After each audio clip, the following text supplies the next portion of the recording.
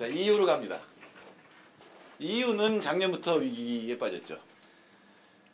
EU는 여러 나라죠. 여러 나라가 같은 돈을 씁니다. 유로라고 하는 같은 돈을 씁니다. 통합을 했죠. 아직 그거 보지 마세요. 그거 거기 안 들어갔습니다. 이렇게 생각해 보세요. 우리나라가 외환위기를 겪은 다음에 제가 편해진 게 있어요.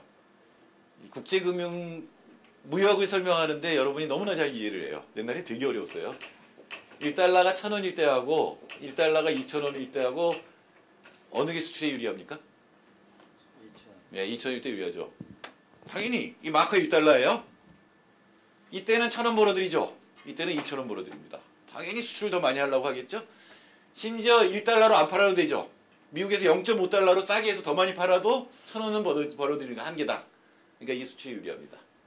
우리나라 자꾸 이렇게 하려고 그러는 거예요. 우리나라 정부가 수출 대기업에게 유리하게 하려고 환율을 자꾸 원화 가치가 떨어뜨리게 하는 거예요. 이게 사실은 좋은 거 아닙니다. 우리나라 돈의 가치가 똥값인 거예요. 이렇게 되면. 근데 EU는 다 똑같이 유로를 쓰죠. 그러면 경쟁력이 약한 나라들은 굉장히 불리한 겁니다. 이렇게 생각하시면 돼요. 우리나라에 서울도 있고 전라도도 있고 강원도도 있죠? 똑같은 원화 쓰죠. 서울하고 전라도가 서로 교역을 하면 어디가 유리할까요? 서울이 유리합니다. 왜? 경쟁력이 강한데 똑같은 돈을 쓰니까. 그래서 전라도가 점점 못 살게 되면 정부는 보조금을 줍니다. 그러니까 지방 교부금을 주죠. 우리나라니까.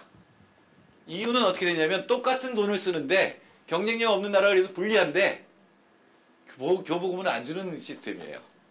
그래서 경쟁력이 없는 남부 유럽이 전부 문제가 된 겁니다. 사실은 EU 전체는 대외적으로 적자가 없어요. 근데 EU 내부의 흑자하고 적자국이 확 갈라졌습니다. 어느 나라가 흑자국일까요? 예, 독일이 거의 흑자의 반 이상을 독일이 갖고 있습니다. 왜? 경쟁력이 제일 세니까.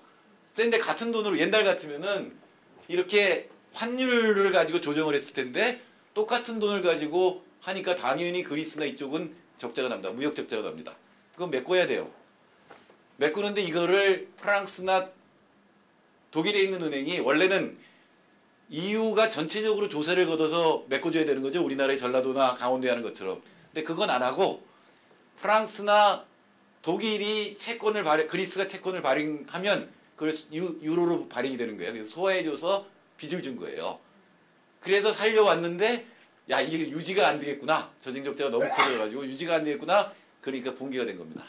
방법은 독일에서 돈을 주는 수밖에 없습니다. 이게 독일이 싫은 거예요. 정치적으로 불가능해요. 독일 국민들이 싫어해요. 왜 쟤들이 경제 잘못 운영해가서 GDP 찐 걸 왜 우리가 갚아줘? 왜냐하면 독일은 그런 경험이 있거든요. 옛날에 통일했잖아요. 통일하면서 동독의 돈을 엄청 때려 붓습니다. 안 그러면 동독 자체 무너져요. 똑같은 돈을 쓰면 동독은 경쟁력이 없기 때문에 굉장히 붕괴돼요. 그러니까 서독에서 돈을 갖다 때려 붓습니다. 10년 이상 때려 붓어요. 그 경험을 야, 독일은 우리 같은 민족인데 동독은 그것도 아닌 저 배짱이 같은 그리스 애들, 이탈리아 애들한테 우리가 돈을 줘? 절대로 안 되죠. 그럼 붕괴됩니다. 둘 중에 하나입니다. 이유는 재정까지 통합하는 방향으로 가든가 아니면 분리되든가 둘 중에 하나니까 이게 골치 아픈 문제죠. 양쪽으로 못 가고 지금 어정쩡하게 지금 그래서 EU는 이제 마이너스 성장을 합니다. 미국은 아직도 벗어나지 못하고 EU는 마이너스 성장이에요. 일본은 20년째 0% 성장이에요. 그게 세계 경제입니다. 그리고 더 큰 문제는 경제학은 거기에 대해서 아무런 대응책도 마련하지 못하고 있습니다. 왜? 하도 오랫동안 잘못된 경제학을 배웠기 때문에 그걸 벗어날 수 없어요. 잠깐만 얘기하면 지금 가능성이 있는 건 행동경제학이라는 거하고 또 하나는 이른바 카오스 쪽 얘기인데 그러니까 복잡계 이론인데 그건 아직 이제 막 시작된 거예요.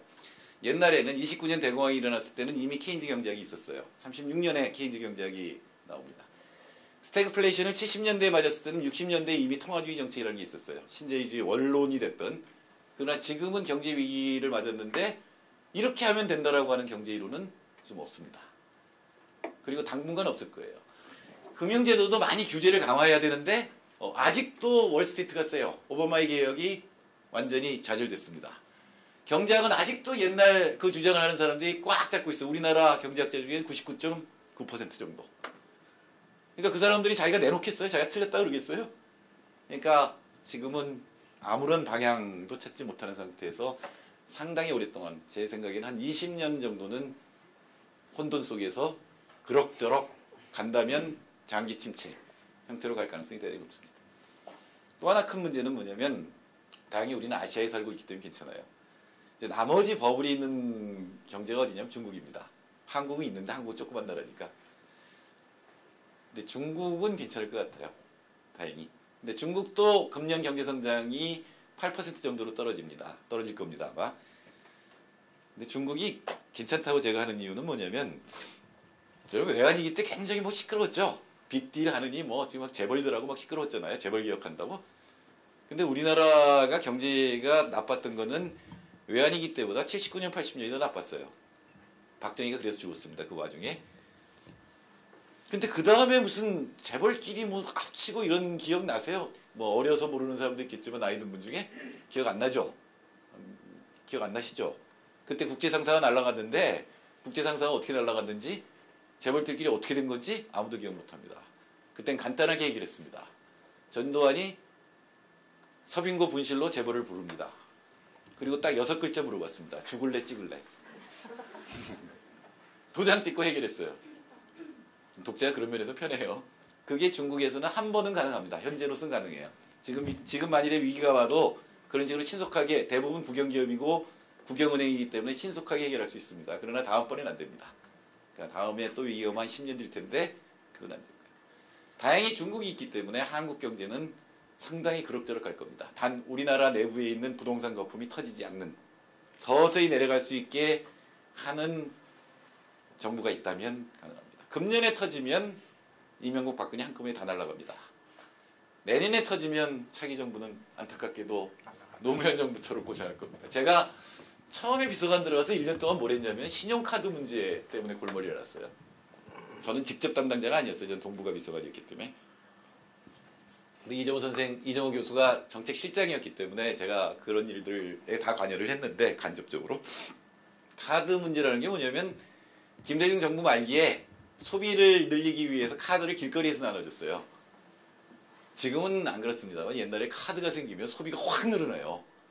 여러분 다 그런 경험 있죠? 남자들은 뭘로 썼을까요? 카드를? 술값이요. 대표적인 게 접니다. 저는 아주 나쁜 버릇이 있는 게 술 먹다가 화장실 갔다 오면서 결제하는 버릇이 있어요. 예나 지금이나 전 돈이 없는데 현금이 없는데 현금 없을 때는 제가 계산하고 싶어도 계산 못하죠? 근데 카드는 그게 됩니다. 그럼 나머지 사람들은 분명히 나보다 더 잘 사는 애들하고 같이 술 마셨는데 나가면서 왜 이렇게 조금 나왔지? 이러면서 나가는 거죠. 전 그걸 몰라요. 아침에 보면은 주머니에서 그런 게 나와요. 여자들은 뭐 있었을까요? 카드를. 예, 옷하고 화장품. 현금으로 내라 그러면 도저히 못 살 것들을 카드로는 씁니다. 근데 지금은 이제 훈련이 돼서 그러는 게 좀 줄어들었지만 그때는 엄청났어요. 그게 이제 문제가 되죠. 카드도 빚 못 파보면 부실채권이 생기고 그때는 LG카드가 날아갈 지경이었어요. 그렇다고 원론대로 날려버리면 LG카드에 돈 빌려준 은행도 마비가 되고 다시 금융위기가 올 수 있습니다. 그래서 찌저찌저찌 해결을 했는데 그 10배가 넘는 게 지금 걸려있어요. 가계부채가 지금 1000조입니다. 그 중에 60% 정도는 부동산하고 연관돼 있어요. 빚을 내서 부동산을 샀든 아니면 부동산을 담보로 해서 돈을 빌렸든 이게 부동산 가격이 떨어지면 다 터져버리는 거죠. 그러니까 부동산 가격이 어떻게 서서히 내려가게 하면서 가계빚을 해결하는 그런 정책과 능력이 있는 사람들이 정권을 잡아야 됩니다. 박근혜 씨가 잡으면 네 물론 터지죠. 왜냐면 그 정권은 아직도 시장에 모든 걸 맡겨야 된다고 생각하는 사람들이 대부분이에요. 물론 민주당도 크게 다르진 않습니다만 그래도 요새 좀 반성을 하고 있으니까. 네, 여기까지 현재 상황입니다. 그리고 한미 FTA라고 하는 것은 바로 그런 금융 만능 시장의 모든 걸 맡기자의 결정판입니다. 원래 FTA라는 것은 자유무역 협정이잖아요. 자유무역하면 뭐가 생각나세요? 관세를 낮추는 게 자유무역이다 라고 생각이 나게 돼 있습니다. 원래 저 2차 대전이 끝났을 때 국제협약이 두 개가 맺어지는데 하나는 가트고 하나는 IMF입니다. 그래서 IMF 가트 체제 그러는 거죠. IMF는 국제기구죠. 지금도 있는. 가트는 국제기구가 아니에요. 그때 WITO라는 걸 만들려고 그러다가 좌절이 됐고 그냥 가트라고 하는 협정이 남아 있습니다. 가트 뭐죠? General Agreement of Tariff and Trade입니다. 관세와 교역에 관한 일반 협정입니다. 그리고 국제기구는 없다가 96년에 WTO가 95년에 WTO가 이제 드디어 생깁니다. 이 이름에서 나타나듯이 이건 관세에 관한 협정이에요. 즉 자유무역은 관세를 낮추는 거다라는 거죠. 특히 제조업 상품에 대한 관세를 낮추는 거고 실제로 가트가 생긴 이래로 1980년대 말까지 제조업 관세는 굉장히 많이 낮아집니다. 그래서 대부분의 나라가 10% 이하입니다. 우리나라가 평균 관세 한 7.5% 정도 되고 미국이 한 2.5% 되고 중국도 그렇게 높지 않아요. 중국은 WTO 가입된 지 얼마 안 됐는데도 그렇게 높지 않아요. 그런데 이게 여러 가지 라운드, 도쿄 라운드 무슨 라운드가 있었는데 우루과이 라운드라는 것부터 기억하시죠? 그죠? 우루과이 라운드부터 성격이 달라집니다. 단순하게 제조업 관세를 낮추는 게 아니라 협상의 내용이 달라져요. 두 가지가 달라졌는데 첫째가 농산물입니다. 처음으로 농산물에 대해서는 상대적으로 비교역제라고 해서 무역의 대상으로 삼지 않았습니다. 그래서 농산물에 대한 관세는 굉장히 높게 유지를 시켜놓는 게 그 전에 가트 체제에서는 농산물을 갖고 자꾸 이렇게 시비를 걸질 않았어요. 왜? 농산물은 그 나라 대부분의 후진국은 고용도 책임질 뿐 아니라 그 나라 사람들의 식량 이런 것들이 걸려 있으니까. 두 번째는 신이슈라는 게 새로운 이슈라는 게 생겨납니다. 이 새로운 이슈가 지적재산권, 서비스, 투자 이 세 가지입니다. 관세라는 거는 국경을 넘을 때 세금을 내는 거예요. 언제나 모든 물건이 국경을 넘을 때 세금을 내고 들어가게 돼 있습니다. 물건에 따라서 높은 것도 있고 낮은 것도 있어요. 옛날에 고개마다 도둑놈이 통과세 받는 거랑 똑같은 거예요. 다만 그 도둑놈들은 사리사욕을 채우는 거겠지만 또는 뭐 먹고 살 길이 없어서 그러는 거겠지만 국가는 관세를 받는 이유가 자국 산업을 보호하기 위해서도 그렇고 세금을 얻어서 복지에다 쓸 수도 있고 그런 여러 가지 이유로 관세를 받습니다. 이거는 이 세 가지는 관세하고는 전혀 관계없는 겁니다. 서비스 무슨 관세, 지적재산권 무슨 관세가 있어요? 관세와 상관없죠? 지적재산권은 무역, 국경하고 아무 관계가 없어요. 서비스도 국경하고 아무 관계가 없습니다. 투자도 국경하고 아무 관계가 없습니다. 관세하고 아무 관계가 없어요. 외국인 투자자가 들어올 때마다 우리 관세 받나요? 투자자 들어올 때 야 10억 불 투자하려고 들어오면 10억 불마다 관세 받아요? 안 받아요. 금융에서 관세는 토빈세라는 겁니다. 지금 어느 나라도 시행하지 않는. 금융에서 관세는 토빈세라는 건 뭐냐면은 돈이 국경을 넘을 때 돈을 받는 거예요. 그래서 자본이 너무 빨리 움직이지 않도록 하는 거예요. 이거 우리나라 오늘 시간이 없어서 못하겠지만 필요한 세금입니다. 그러나 어느 나라도 지금 이걸 시행하는 데는 없어요. 유럽이 지금 하려고 하고 있습니다. 즉 이 세 가지는 관세하고 무관합니다. 이 세 가지는 상대 국가, 다른 모든 나라가 법과 제도를 바꾸는 겁니다. 즉 이 세 가지는 국경에서의 문제가 아니라 국경 안의 문제입니다. 한미FTA가 날치기 통과되면서 14개의 법안이죠? 이 같이 통과됐습니다. 그 전에 9개가 또 바뀌었습니다. 23개의 법안이 바뀌었는데 관세에 관한 법률을 빼고는 전부 이겁니다. 예를 들어서 저작권법은 70년으로 바뀌었습니다. 원래 저작권법은 50년이에요. 저작권법이라는 게 뭐냐면 공지영 씨가 소설을 쓰고 지금 인세 책 한 권 팔 때마다 인세 받죠? 공지영 씨가 죽어도 인세를 받을 수 있습니다. 죽어도 팔리면 도관이 팔릴 수 있어요. 그때까지 바뀌어야 되겠지만 그래서 50년 동안 그 자녀들이 인세를 받을 수 있는 게 저작권법입니다. 근데 미국은 70년이에요. 그 미국의 저작권법 별명이 미키마우스법입니다. 짐작하시겠지만 월트 디즈니가 미키마우스를 만들었죠? 그리고 미키마우스를 상표로 쓰거나 뭐 할 때마다 또는 영화를 틀 때마다 돈을 받아요. 인세를 받아요. 말하자면. 근데 월트 디즈니가 죽은 다음에 50년 되는 해가 있었겠죠? 그 50년 해 다음부터는 이제 미키마우스를 마음대로 쓸 수 있는 거예요. 그러니까 미국에서 당연히 월트 디즈니 그 디즈니랜드 쪽에서 로비를 해서 20년을 연장시킵니다. 그래서 미국의 저작권법은 70년이에요. 미국 입장에서는 세계에서 저작권을 제일 많이 갖고 있죠. 할리우드도 있고 뭐 책도 있고. 그러니까 이게 길어지면 길어질수록 새로 고생 안 하고 공짜로 20년 동안 더 수입이 생기죠. 그러니까 미국은 모든 나라가 다 70년으로 바꿨으면 해서 모든 나라한테 압력을 가합니다. 근데 딴 나라가 미쳤어요, 그걸 받아들이게? 안 받죠, 당연히. 그래서 WTO에 이걸 다 WTO를 통해서 미국이 관철을 시킵니다. 그래서 이때 생긴 트립스라고 하는 WTO 규범이, 그건 게츠. 이것도 다 문제가 심각한 것들입니다. 이건 트림스라는 게 생기는데, 트립스 내의 저작권은 50년으로 돼 있어요. 전 세계적으로 저작권은 50년이에요. 근데 미국은 70년으로 만들고 싶어요. 근데 여러 나라랑 얘기를 하면 그 나라 반대하겠죠. 특히 EU가 반대하면 그건 안 되는 거예요. 후진국이 반대하면 어떻게 꼬시기라도 하겠는데, 그래서 이거를 플러스 만들고 싶어서 미국이 들고 나온 게 바로 FTA입니다. 미국의 FTA 전략은 이 세 가지와 농산물에서 자국의 이익을 극대화하기 위함입니다. 미국이 왜 이걸 들고 나왔냐? 제조업은 이제 미국의 가격 경쟁력이, 미국의 기술로는 여전히 세계 최고입니다. 그러니까 노동 생산성으로 아직도 우리나라가 미국의 40%밖에 안 돼요, 제조업도.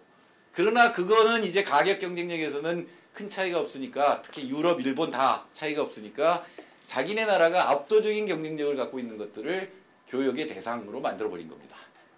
근데 WTO에서 관철시켰지만, 이렇게 관철시켰지만 이거 자체 다 문제됩니다. 지금 금융위기 되면. 됐으니까, 된 후에 이게 다 문제가 되는데, 그래, 이거보다 더 강한 걸 만들려면 여러 나라랑 한꺼번에 협상하면 안 된다. 그러므로 각계격파하자는 게 FTA입니다. 그래서 한미 FTA에서 중요한 건 이겁니다. 언제나 미국의 FTA에서 중요한 건 이겁니다. 그래서 이 미국의 FTA 전략을 만든 사람이 졸릭이라고 하는 사람입니다. 지금 세계은행 총재입니다. 월드뱅크 총재예요. 이 사람 이름은 기억해둬야 됩니다. 미국의 중요한 전략을 계속 만들어내고 있는, 미국 입장에서 보면 전략가입니다. 우리 입장에서 보면 지극히 나쁜 놈입니다. 머리가 좋은 사람이죠. 이 졸릭이 미국 무역대표부 대표로 있을 때, 즉 우리로 치면 통상교섭 본부장으로 있을 때 경쟁적 자유화라고 하는 FTA 전략을 만들어냅니다. Competitive Liberalization, 이런 걸 만들어냅니다. 즉 미국과 FTA를 다른 나라들이 경쟁적으로 맺도록 하겠다라는 게 미국의 전략입니다. 뭘 미끼로? 미국 시장을 미끼로. 미국 제조업 시장의 관세가 평균 관세 2.5인데 2.5를 제로로 만들어주고 대신에 상대 국가의 이거를 여는 게 경쟁적 자유화의 핵심입니다. 왜 경쟁적 자유화가 되냐? 한국이 미국에서 2.5% 관세가 없어? 그럼 한국과 경쟁하는 일본도 그 2.5% 때문에 가격 경쟁력이 약화될 수 있으니까 일본도 미국하고 FTA를 맺으려고 할 것이다. 그리고 경쟁적으로 다른 나라들이 계속 미국하고 FTA를 맺으면 결국 미국이 FTA 허브가 되고 모두 맺어버리면 미국이 제조업 시장을 준 대신에 전부 이걸 관철시키는 거죠. 트립스 플러스, 게츠 플러스, 트림스 플러스를 전부 관철시켜서 WTO에서 이걸 관철시키는 거나 똑같은 효과를 얻을 수 있다라고 하는 게 이 졸릭의 경쟁적 자유화 전략입니다. 그리고 이거는 죄수의 딜레마를 응용한 겁니다. 그럴듯한 나라 중에 최초로 여기 걸려든 게 한국입니다. 김현종은 그걸 자기가 꼬셔갖고 미국을 어떻게 했다고 생각하지만 완전히 부처님 손바닥에 손오공이었습니다. 그 실제로 한국에 발효가 되려고 그러니까 일본도 지금 그 TPP라고 하는 다자간 그 FTA 협상에 들어갑니다. 그러니까 미국 뜻대로 지금 가고는 있습니다. 핵심은 이거를 하는 거고, 이거를 한다라고 하는 건 뭐냐면 우리나라의 법과 제도를, 지적재산권 서비스 투자에 관한 법과 제도를 바꾸는 겁니다. 따라서 독소조항이라고 하는 것도 대부분 여기 연결돼 있습니다. 이거랑 관련돼 있습니다. 독소조항에 대해서는 여러분이 다 공부하셨을 것이기 때문에 뭐 이해 무슨 18개 얘기하는데 저는 착하기 때문에 4개만 말씀을 드리고 오늘 본론으로 들어가도록 하겠습니다. 제가 더 착한 것 같지 않아요? 이현 교수보다? 첫 번째는 네거티브 방식입니다. 이건 서비스 개방 방식입니다. 그 네거티브가 이거 하셨죠? 배웠죠? 예, 네거티브 뭐죠? 어느 분이 하셨나 네거티브? 서비스 할 때 했겠죠. 네거티브는 개방하지 않을 목록을 작성하는 겁니다. 그래서 협상을 해서 개방하지 않는 걸 확정하는 거죠. 당연히 네거티브가 포지티브보다 상식적으로 더 많이 개방합니다. 더 큰 문제는 뭐냐면 새로 생기는 미래의 서비스는 무조건 개방이란 뜻입니다.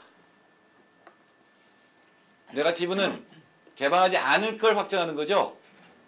새로 생긴 건 그 목록에 당연히 없습니다. 예를 들어 50년 전에 인터넷 서비스 이런 거 모르죠. 있을 리가 없죠. 그러니까 당연히 새로 생긴 건 무조건 개방입니다. 미국에서 새로 생긴 서비스는 한국은 무조건 개방입니다. 1번의 뜻은 미래의 서비스는 다 개방한다 라는 뜻입니다. 네거티브 방식의 협상을 하면 두 개의 리스트가 생깁니다. 하나는 현재 유보고 하나는 미래 유보입니다. 미래 유보는 개방하지 않은 겁니다. 이건 절대 개방 안 한 겁니다. 현재 유보는 현재 수준까지 개방한다는 겁니다. 미국이 김현종이 우리도 모르게 그때 제가 비서관이었어요. 모르게 미국한테 FTA 하자고 조르니까 미국이 4대 선결 요건이라는 걸 내놨습니다. 그것도 다 하셨죠? 쇠고기, 스크린 쿼터, 자동차 베이캐슬 규제, 의약품, 약품 가격 결정 법안 4가지를 하지 말라고 하는 거죠. 이건 각각 미국의 4대 초국적 기업들의 요구입니다. 한류자본은 스크린 쿼터, 미국의 대규모 농기업들은 쇠고기 수입 개방, 자동차 회사들은 배기가스, 의약품 회사들은 이 새로운 약값 결정 사항이었죠. 그래서 스크린 쿼터는 사실 90년대부터 계속 미국이 요구해왔던 거를 한국의 문화부가 목숨 걸고 막았습니다.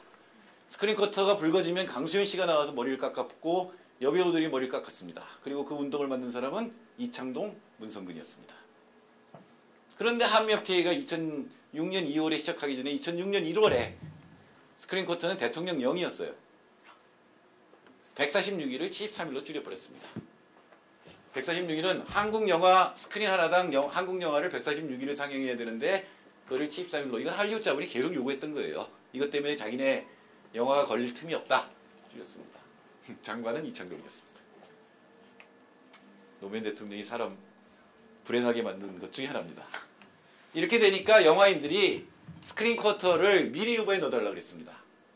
그러나 결국은 스크린 쿼터는 현재 후보에 들어가 있습니다. SQ73 들어있어요. 이렇게 써 있습니다. 이거와 이거의 차이는 뭐냐면 미래 후보에 있다면 어떤 거냐면 한국 영화가 나빠져요. 그럼 146일로 돌아갈 수 있고 200일로도 늘릴 수 있어요. 그게 미래 유보입니다. 이건 개방 안 한 거예요. 현재 유보라는 건 뭐냐면 스크린 쿼터 13일에서는 하루도 늘릴 수 없다는 뜻입니다. 그러나 줄일 수는 있습니다. FTA는 개방을 줄이는 건 안 되지만 스스로 개방하는 자발적 민영화, 자발적 개방은 언제든지 환영입니다. 근데 원래 현재 유보의 뜻은 이거예요. 제가 이명박 대통령이 오바마 만날 때마다 걱정이 되는 게 이 사람은 미국한테 뭔가 선물하고 싶어서 안달이 났잖아요. 그래서 덜컥 쇠고기 다 개방했다가 막 촛불로 됐잖아요. 그럼 이 사람이 또 줄 게 뭐가 있을까? 있습니다. 스크린 쿼터. 자발적으로 나 50일로 줄이겠다. 현재 유보라는 건 뭐냐면 50일로 줄였다가 73일까지 돌아갈 수 있다는 뜻입니다. 그러니까 현재 유보는 그거예요. 그러나 미국의 FTA는 레치시라는 게 들어있습니다. 이것도 배우셨죠? 이거는 서비스 현재 유보 목록에 조항되는 겁니다. 물론 적용되는 겁니다. 이 원리가 지금 점점점 일반화되고 있어요. 딴 데도 막 적용되는 게 있어요. 레칫은 뭐냐면 톱니바퀴가 이렇게 있으면 하나가 일로 돌면 하나 일로 돌아야 되겠죠? 그래야. 근데 여기 톱니바퀴가 안을 잘 보면은 떨컥떨컥 넘어가는 게 있어요. 이 방향으로 갈 때는 이게 넘어가지만 거꾸로 돌아가면 꽉 물어서 못 넘어가게 하는 겁니다. 그게 레칫입니다. 그 장치가 이름이 레칫이에요. 낚시 바늘을 보면은 이쪽이 뾰족하죠? 근데 뒤도 뾰족해요. 이거 뭐라 그러지 우리말로? 예, 지금 바로 말씀하시려다가 입을 다무셨어요? 뭐죠? 미늘입니다. 그래서 사실은 저는 이걸 미늘이라고 번역하고 싶었는데 미늘이 우리가 알고 있는 말로는 두 개의 공통점은 거꾸로 돌아가지 못하게. 그러니까 고기가 문 다음에 빠질 수가 있는데 뒤에서도 걸리는 거예요. 그래서 못 빠지게 만드는 거죠. 이게 뭐냐면 스스로 우리 정부가 50일로 줄이면 73일로 못 돌아가요. 다시 50일이 이제 상한선이 되는 게 레칫의 작용입니다. 이 얘기는 레칫이 존재한다는 건 뭐냐면 현재 유보는 현재 수준까지만 개방한다는 뜻이지만 결국은 현재 유보도 다 개방이 된다 언젠가는 이런 뜻입니다. 통합진보당이 계속 장기 집권하지 않는 한 한나라당이 스스로 현재 유보에 있는 걸 줄이면 그 다음에 다시 늘릴 수는 없는 거예요. 그러니까 줄이는 것만 되고 거꾸로 올라가는 건 안 되니까 이건 언젠간 다 개방되죠. 현재 유보 목록도 레칫에 의해서 언젠간 다 개방된다는 뜻입니다. 그래서 한미 FTA를 발효되면 장기 집권해야 돼요. 안 되면 다 없어집니다. 왜 안 웃지? 세 번째는 미래의 MFN이라고 하는 겁니다. MFN은 뭐냐면은 최희국 대우라고, 이거는 무역에 언제나 나오는 건데 굉장히 어려운 개념이긴 해요. 다른 나라한테 미국보다 더 좋은 조건으로 개방하면 안 된다는 뜻입니다. 즉 다른 나라한테 개방하면 그거는 미국한테도 그만큼은 다 개방해 줘야 된다는 뜻이 MFN입니다. 근데 이건 미래의 MFN, 이건 세계 최초로 들어간 거예요. 이거는 한EU FTA도 들어있습니다. EU가 이런 걸 알았을 리가 없어요. 우리 정부가 요구를 해서 들어갔습니다. 왜? 우리는 이왕 버린 몸이거든. 이건 뭐냐면 지금 한미 FTA는 협정문이 있고 거기 개방 정도가 다 써 있어요. 근데 미래에 우리나라가 다른 나라랑 협정을 하든 무슨 하면 더 개방할 수 있겠죠. 그럼 그건 자동적으로 이동됩니다. 한미 FTA로. 그러니까 협정문 이상의 개방을 다른 나라한테 하면 그건 자동으로 한미 FTA로 이동되게 만든 게 미래의 MFN입니다. 우습죠? 이건 몰라요. 이거 한 번도 시행된 적이 없어요. 한미 FTA 최초입니다. 네 번째는 그 유명한 여러분도 다 아시는 ISD입니다. ISD는 다음 시간에 자세하게 할 테니까 ISD는 다 적용됩니다. 미래 여부든 현재 여부든 다 적용됩니다. 특히 ISD가 문제가 되는 건 이건 자발적 개방 또는 민영화하고 결합되면 이건 다 모든 데 다 적용됩니다.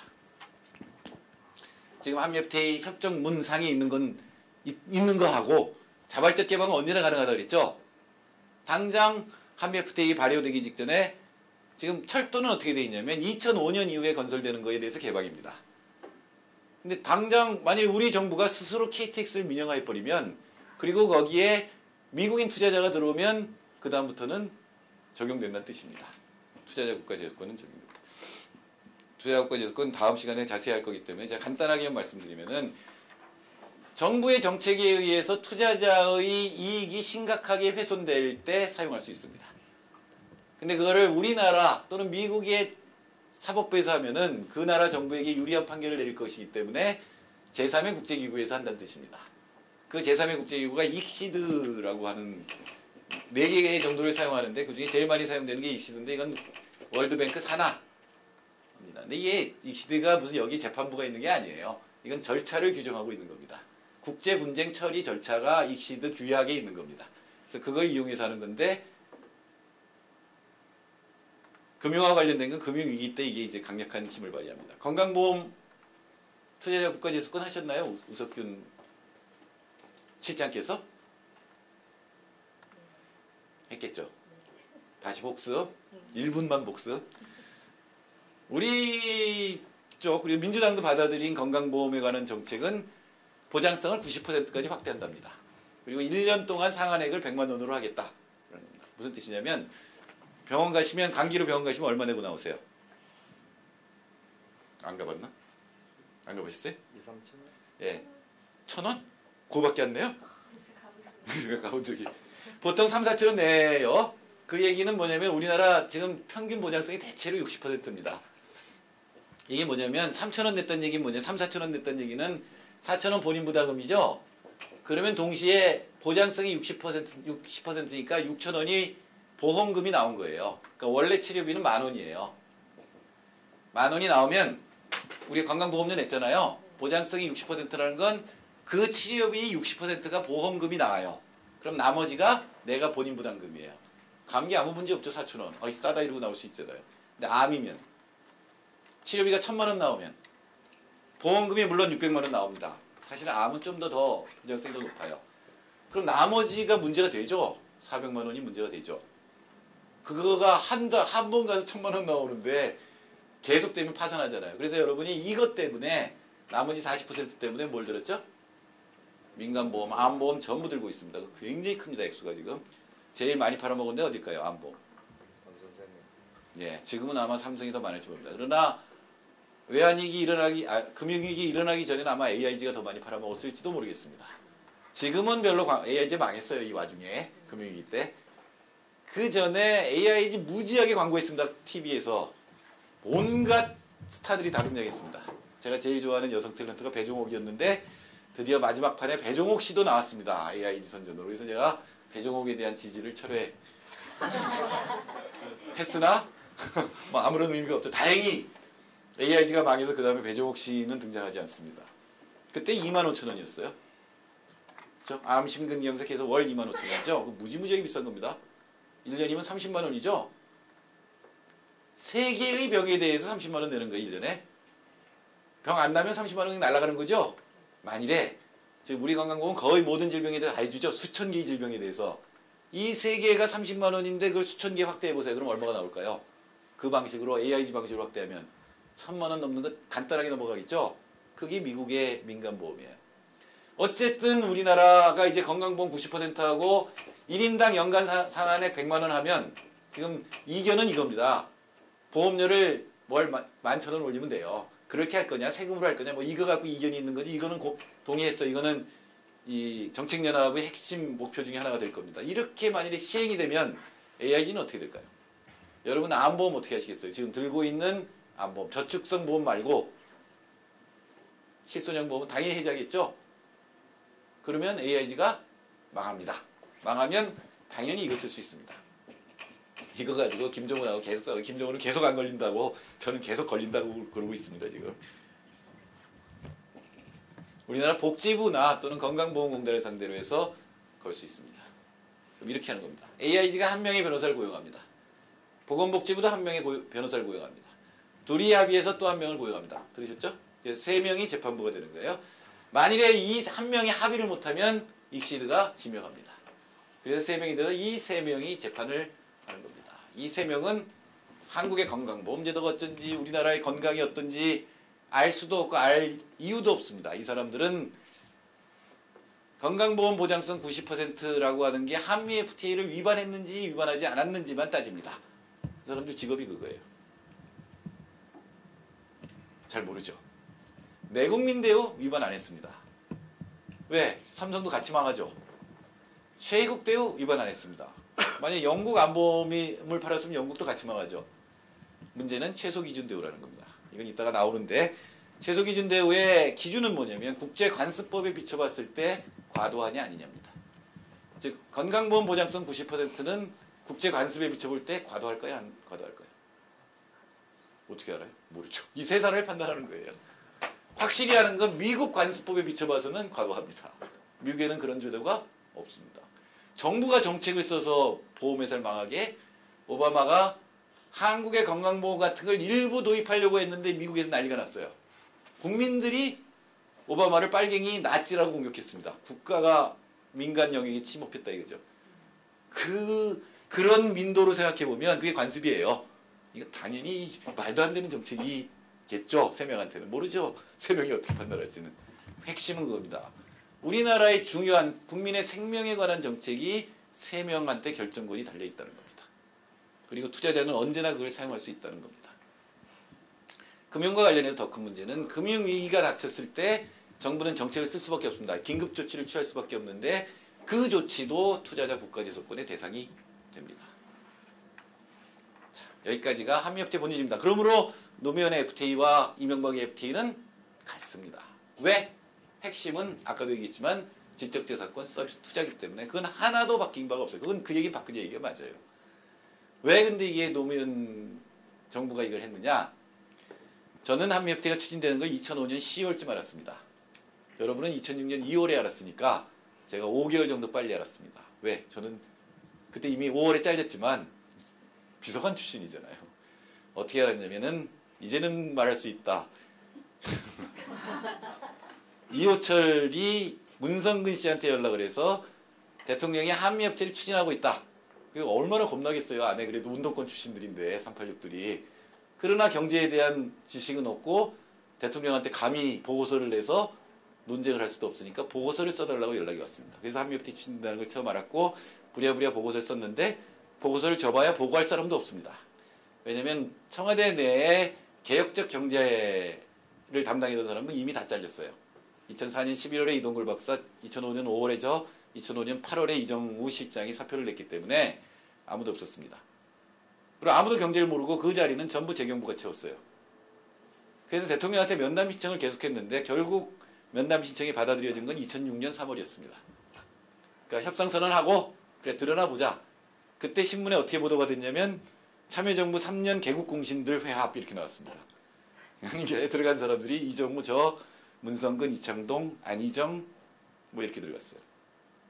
제가 보고를 하고 나니까 대통령이 첫 질문이 뭐였냐면 중국이 한국을 따라오는데 얼마나 걸리느냐, 얼마나 걸릴 것 같으냐, 제조업에서. 그래서 제가 원래 전공이 산업이에요. 최소한 10년 걸린다. 아무리 빨리 쫓아와도 10년은 우리나라가 경쟁력이 우위에 있다. 그러니까 대통령 말씀이 그거보다 훨씬 짧을 것이다. 그게 청와대의 판단이다. 당시에 말도 안 되게 3년이라는 놈들도 있었습니다.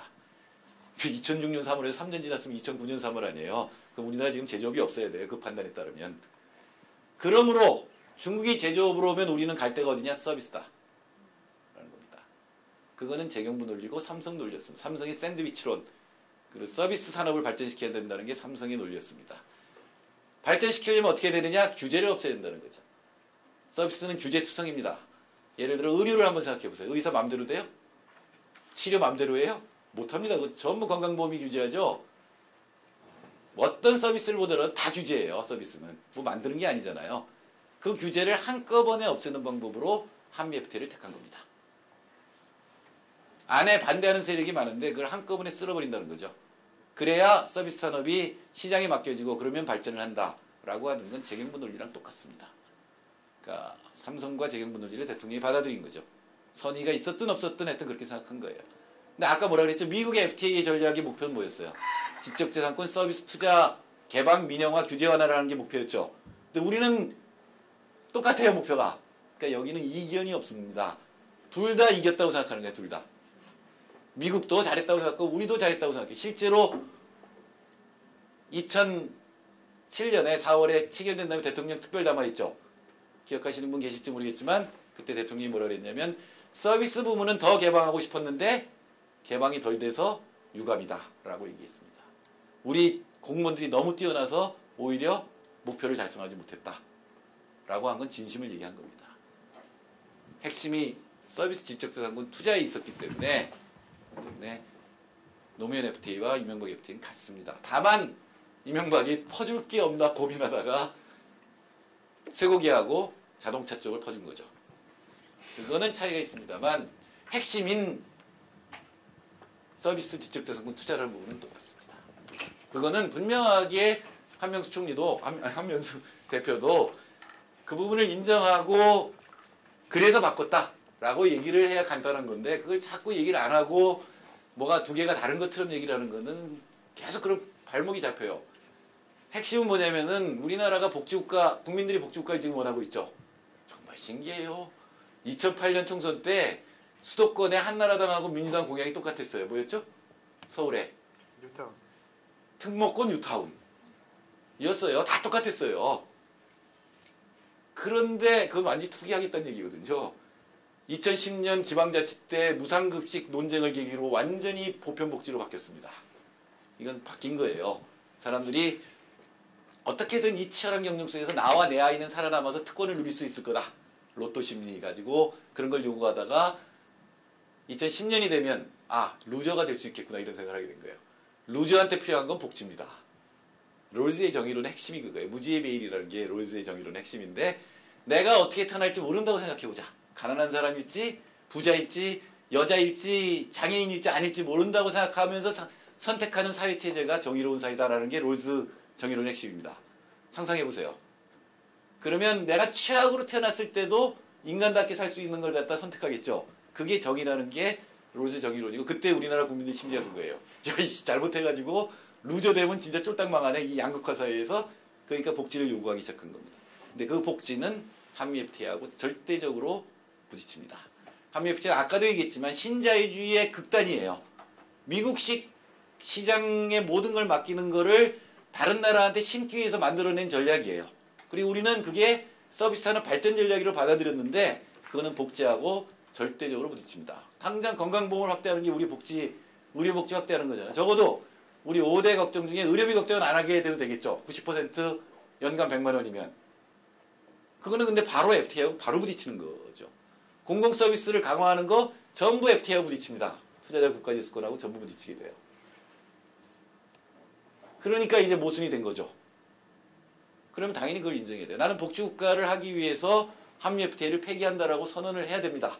민주당이 깨끗하게 자기들이 복지국가를 지지하는 거하고 모순되는 정책 기조를 버리는 거고 국민들한테 정확히 그렇게 얘기를 해야 그 다음에 인정을 받을 수 있어요. 근데 그걸 자꾸 얼버무리고 이러고 있으니까 박근혜한테 당하죠. 그리고 박근혜한테 물어보는 거예요. 그러면 당신은 한미 FTA하고 그 이른바 맞춤형 복지한다 그러잖아요. 한나라당도 왼쪽으로 많이 갔어요. 그거 안 부딪히냐 증명해봐라라고 얘기를 해야 되죠. 그리고 또 물어봐야 되죠. 원래 박근혜의 정책 기조는 뭐예요? 줄푸세. 줄푸세야말로 민영화 규제 완화입니다. 감세, 부자 감세. 그거하고 복지하고 모순되느냐 안 되는지 물어봐야 되는 거예요. 이미 모순돼요. 그럼 자기도 그거 바꿔야 돼요. 그래서 우리도 바꾼다. 넌 진짜 바꿨니? 이렇게 물어봐야 되는 거죠. 그게 논쟁에서 이기는 건데 애매모호하게 가고 김진표도 살리고 그래서는 제가 보기에는 정권을 잡긴 잡을 건데 잡더라도 위기를 빠져나가지는 못할 가능성이 높습니다.